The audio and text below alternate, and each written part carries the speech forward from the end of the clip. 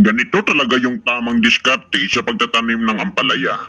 Kita nyo yung ampalaya nila mga idol oh. Ang hitik talaga sa bunga. Kasi yung katawan or ugat ng ampalaya nakababad talaga siya sa tubig. O tignan nyo naman oh. Kaya pala hindi siya araw-araw dinidiligan. Kung mag-harvest naman, siyempre binabangka yan oh.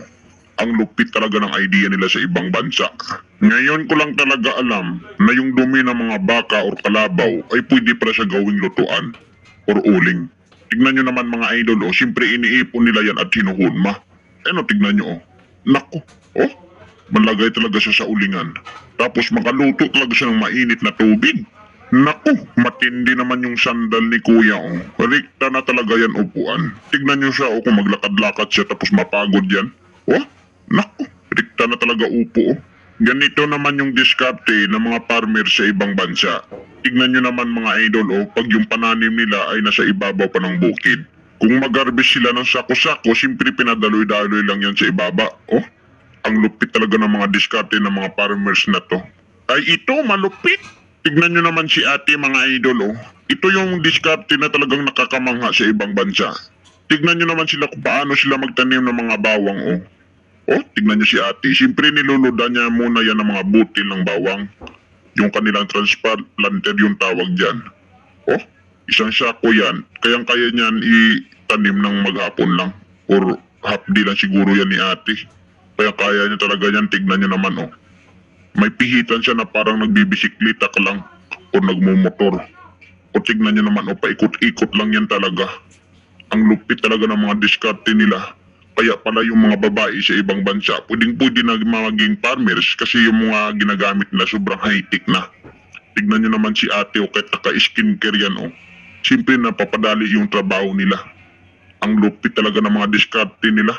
Ito talaga yung mga idea na wala-wala pa sa atin.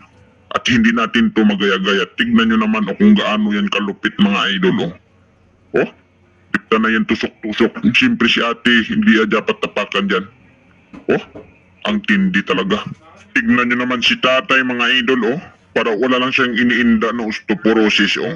Daig niya pa dito yung mga teenager. Tignan nyo naman yung mga galaw-galaw niya oh. Siguro malakas pa yung lana ni tatay to. Or bagong renew sa Quiapo. Naku, tignan nyo oh. Siguro malakas pa yung balakang ni tatay nito. Tignan nyo naman siya mga idol oh. Naku, malupit talaga yung galawan niya. Ay kaninong sapatos naman kaya to oh. Malamang hindi ito sa unano. Tignan nyo naman yung ginagawa ni kuya oh. Siyempre parang hindi naman yan pang display. Siguro nagpagawa sa kanya na kapre. Ay ito ang malupit na diskarte. Lalong-lalo na kung wala kang hagdanan. At ang mas matindi lang, pwede ito sa mga unano or mga pandak. Tignan nyo naman yung mga diskarte ni kuya oh. Pamatay 5 years talaga yung mga diskarte na to. Ang lupit. Ay malupit tong hagdanan ni kuya. Tignan nyo naman siya mga idol oh. Naku, nagpasayaw-sayaw pa talaga siya sa itaas oh. Tapos magpasayaw-sayaw siya, siyempre yung hagdanan lumakad-lakad-lakad rin. So ito pa mga idol oh, tignan nyo naman yung katre ni ate. Talagang matupi-tupi lang yan oh. Kung gusto niya ng mahiga, naku, ihumlad niya lang. Kung pwede naman siyang hindi umiga, pwede rin siyang umupo. Ang lupit talaga.